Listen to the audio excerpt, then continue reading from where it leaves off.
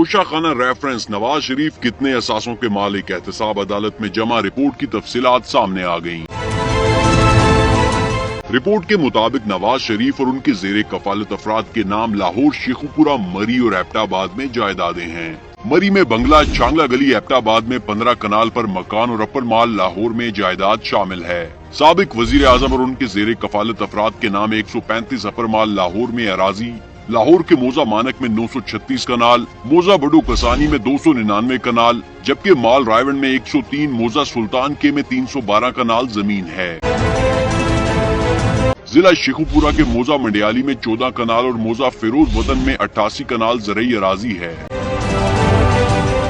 नवाज शरीफ के 5 bank accounts में 6,12,000 रुपए, गैर मुल्की करेंसी वाले अकाउंट्स में 566 यूरो, 698 अमरीकी डॉलर्स और 498 बरतानवी पाउंड्स मौजूद हैं।